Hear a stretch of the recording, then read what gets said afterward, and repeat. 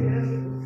Tuhan tolong saya bilang, kuatkan saya bilang untuk menghadapi corona ini. Iya, saya takut karena memang apa ya, corona ini mematikan. Terus ini satu rumah dengan saya. Terlebih saya ini waktu sebelum saya kena corona, saya udah bilang sama suami saya Rinus, Pak, kamu jangan keluar melulu ya, saya bilang gitu.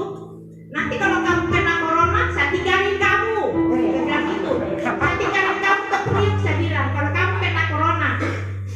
Mungkin Tuhan dengar kali ya. Tuhan dengar. Memang iblis juga dengar kali saya ngomong begitu. Malah saya yang kena. Malah saya yang kena corona. Bukan suami saya yang kena, tapi saya yang kena corona. Ampuni saya Tuhan. Ampuni saya. Saya bilang, saya sudah kualat sama suami saya. Nah, ya udah, waktu itu saya bilang, Tuhan tolong. Saya juga bagaimana ya, namanya satu rumah, saya diisolasi itu. Saya bilang sama suami saya, bilang, udah kamu ke kontrakan belakang aja deh, jangan sama-sama dengan saya bilang. Terus saya diperiksa, disuap di mulut. Saya dipanggil, disuap di mulut. 5 hari kemudian, 10 hari kemudian, saya dikasih tahu sama dokter bahwa negatif. Mas, puji Tuhan, saya negatif. Terus diswab lagi, harus 2 kali. Saya diswab lagi hidung, menunggu 10 hari atau berapa hari itu, saya dikatakan positif. Positif itu, saya dikatakan positif waktu diperiksa di hidung. Akhirnya dokter bilang, ibu udah faktor umur. Ibu harus dirawat di rumah sakit. Saya bilang, ya tolong kasih tahu suami saya. Terus dokter itu telepon suami saya, kata suami saya boleh, nggak apa-apa, itu mungkin yang terbaik buat istri saya, katanya gitu. Akhirnya saya setuju dirawat di rumah sakit. Saya bilang sama dokter saya nggak mau dijemput di sini ya, saya bilang. Saya nggak mau dijemput ambulan di sini. Saya maunya janji di mana, di jalan ke di mana gitu. Karena saya nggak mau heboh kan. Akhirnya saya dijemput di pinggir jalan sana. Saya diantar sama suami saya. Akhirnya saya waktu saya naik ambulan, aduh deg-degan. Saya kan baru kali ini saya naik ambulan. Masuk di dalam ambulan itu baru kali ini. Benar saya takut. Benar saya. Akhirnya saya dibawa ke Kalideres. Saya masuk di ruangan UGD. Itu sama sekali nggak ada orang itu. Nggak ada orang sama sekali. Saya sendiri di situ. Saya udah diperiksa darah, di ronsen, diperiksa jantung. Saya sudah, Tuhan tolong saya, Tuhan berikan saya kekuatan, Tuhan, saya bilang gitu. Saya takut di sini, Tuhan, saya takut, saya bilang gitu kan. Akhirnya jam 9 saya dipindahkan ke ruangan kamar. Saya dipindahkan di situ, saya diperiksa, pokoknya apa ya? Kita benar-benar dijauhkan sama perawat aja. Takut, mereka takut. Memang kita benar-benar kita dijauhkan. Akhirnya setelah pagi, siang, sore, saya ditelepon sama dokter. Ibu harus dirujuk ke rumah sakit Cengkareng. Ibu harus dirujuk ke rumah sakit Cengkareng. Saya bilang, kenapa dok?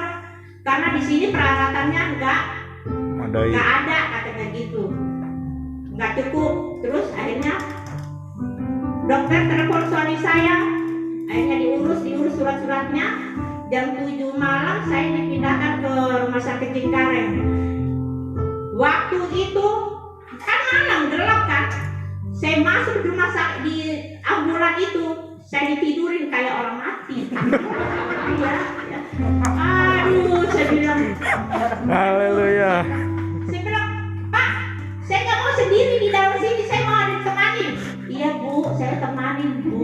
Saya takut Pak, saya bilang gitu. Akhirnya saya ditemani, saya masuk ke rumah sakit Cengkareng. Waktu itu saya disuap di Kalideres. Saya disuap, ternyata waktu saya udah di rumah sakit Cengkareng ternyata positif lagi. Akhirnya ya udah, tante saya dia ini sama saya Pak, dia bilang, Yulin, kamu bawa termos masak air, jadi kamu gak usah minum air putih, minum air teh terus setiap hari yang panas. Akhirnya dia kirimkan itu roti sama anggur. Jadi setiap sore itu tante saya itu berdoa setiap jam 6. Dia berdoa buat saya setiap hari perjamuan terus. Tiap sore itu saya perjamuan sama tante saya. Ada 10 roti itu dia kasih. Akhirnya setiap saya berdoa, setiap saya penyembahan di rumah sakit itu, teman-teman itu pada ngobrol semua pada ini. Jadi tapi saya tidak pedulikan mereka. Saya tetap menyembah, saya tetap berdoa.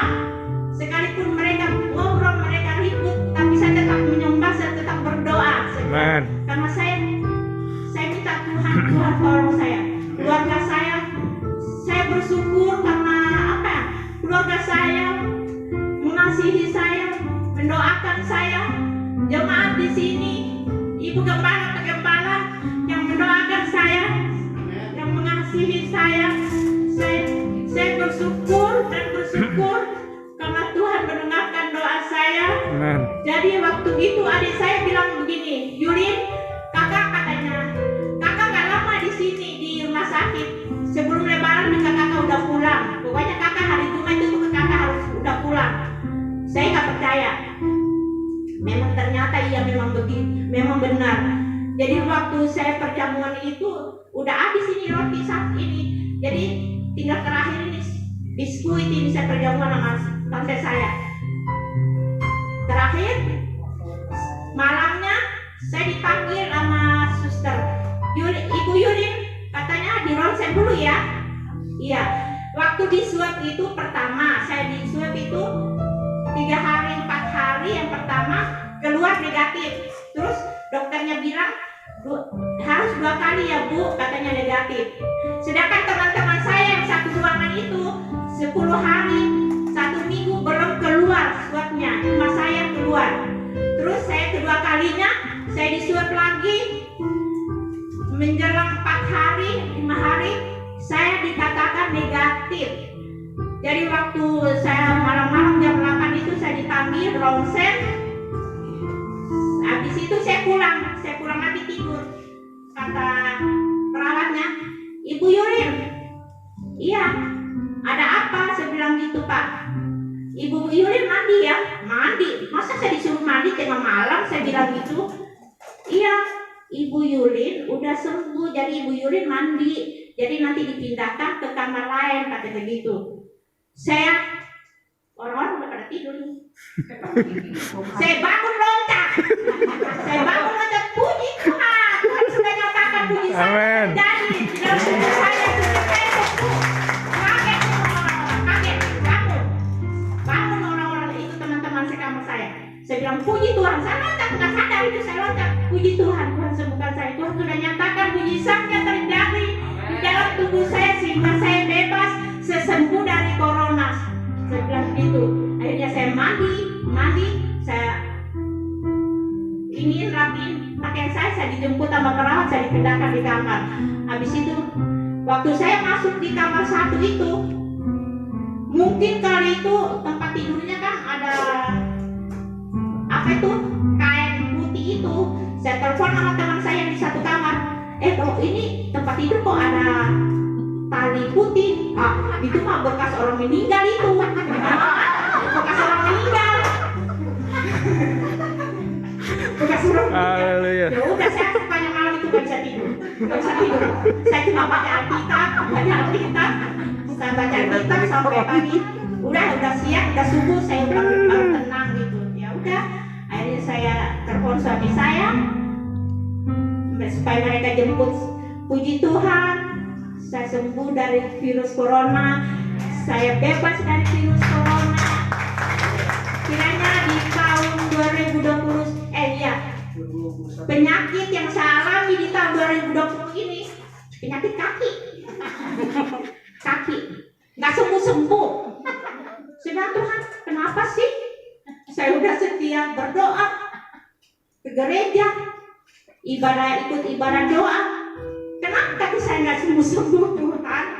Tapi saya sadar, sekalipun saya masih merasakan kaki saya sakit, tapi saya bersyukur Tuhan masih memberikan kekuatan saya untuk berjalan. Dan saya tidak duduk di kursi roda. Jadi saya bersyukur di tahun 2020 sekali banyak cobaan datang di dalam kehidupan saya tetap bersyukur. Haleluya. Di tahun 2021 ini saya lebih setia pada Tuhan, lebih mengasihi Tuhan, lebih setia. Saya bilang, hidup dan mati saya hanya ada di dalam tangan Tuhan. Saya tidak tahu kapan Tuhan panggil saya tidak tahu. Tapi saya minta sama Tuhan begini, Tuhan, jangan panggil dulu saya sama suami saya, karena saya masih mau pengen menyaksikan anak saya Yosef menikah. Amin. Saya masih pengen menyaksikan anak saya Yosef menikah. Bahkan saya pengen melihat cucu saya dari Doni dan Renata. Amin. Makanya saya, Tuhan, jangan panggil saya dulu ya Tuhan ya. Ya. Dan panggil saya dulu. Saya bersyukur kiranya di tahun 2001 ini saya semakin setia kepada Tuhan, semakin menyerahkan hidup ini kepada Tuhan. Dan biarlah di tahun 2021 ini rumah tangga saya tetap harmonis, tetap bahagia, tetap Tuhan memberikan kesehatan, kekuatan di dalam rumah tangga saya.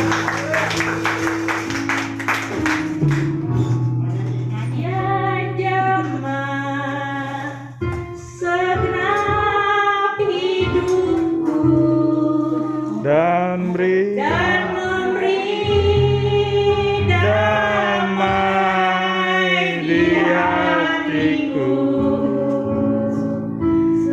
Semua tak berubah dan aku